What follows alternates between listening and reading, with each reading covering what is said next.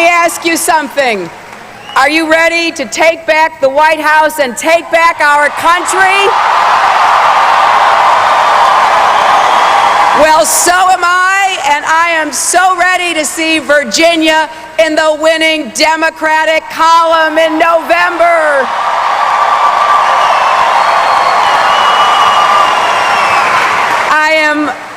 I am delighted and honored to be here with you this evening.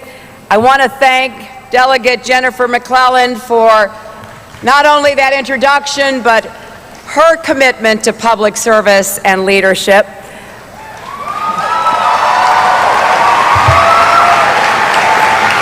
And it is a special treat to be here with Governor Tim Kaine and former Governor Mark Warner,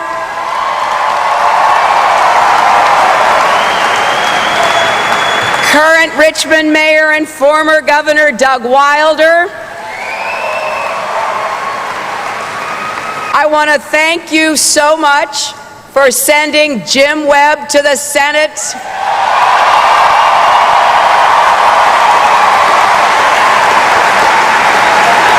And I hope he will soon be joined by the next Senator Warner from the state of Virginia.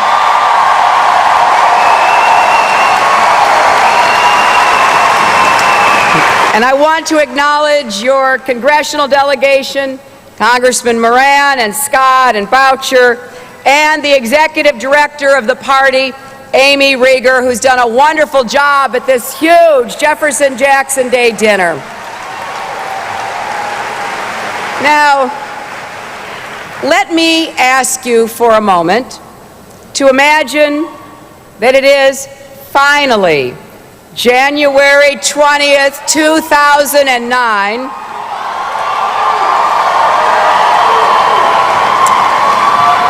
Someone standing on the steps of the Capitol will place his or her hand on the Bible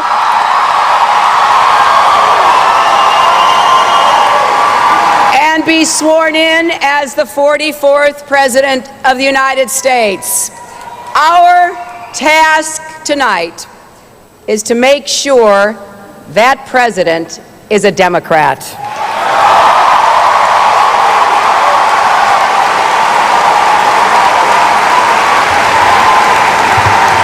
Because after 7 long years of George W. Bush,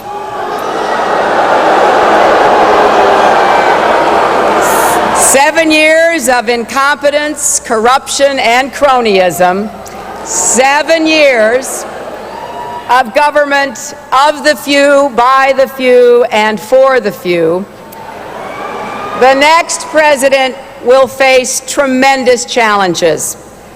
As the president walks into the Oval Office, waiting there will be 2 wars, an economy in trouble, the health care crisis, the energy crisis, all of the problems that I hear about every day from people across America. People who whisper to me about the mortgages they can't afford, the medical bills that wiped out their life savings, the tuition bills that cut short their children's dreams, people who work the day shift and the night shift because they want the world for their children. People whose names don't make the headlines, but who have always written America's story. It's about the woman who grabbed my hand and told me her insurance company wouldn't pay for the treatments her child needed. It's about the man who asked me what to do after his job was shipped overseas and he was told to train his replacement. It's about the couple so determined to send their daughter to college, they mortgaged their home with a subprime mortgage and now may lose that as well. It's about the dedicated government employees who stop me and tell me that they are working hard despite the all-out assault on government workers by this administration.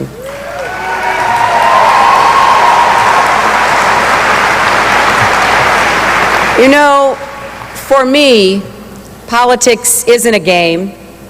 It's not about who's up or who's down. It's about your lives, your families, and your futures. And isn't it about time? You had a president who brought your voice and your values to your White House.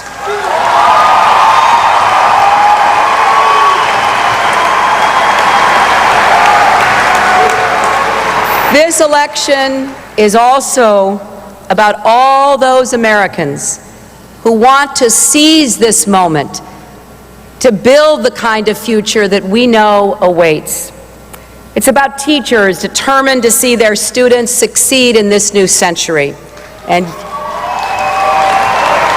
young people hungry for opportunities their parents never dreamed of.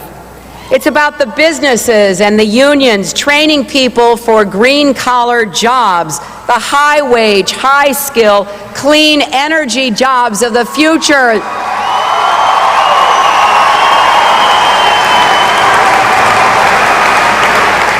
It's about the scientists and researchers who want to do stem cell research and find treatments and cures for devastating diseases.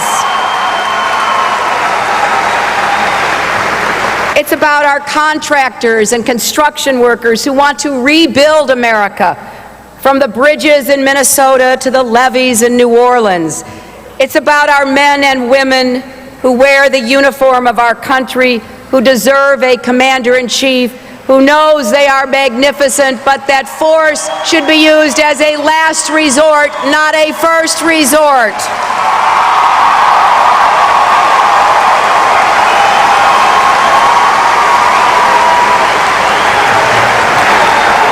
For 7 long years, we have neither addressed our problems nor seized our opportunities. We have tried it President Bush's way: concentrate wealth, hoard power, disregard science, shred the Constitution, smear dissenters, impugn patriots, go it alone in the world wherever you can, and cooperate only when you have to. And now, with Senator McCain as the likely Republican nominee, the Republicans have chosen more of the same. President Bush has already put his stamp of approval on Senator McCain's conservative credentials, and I am sure that will help.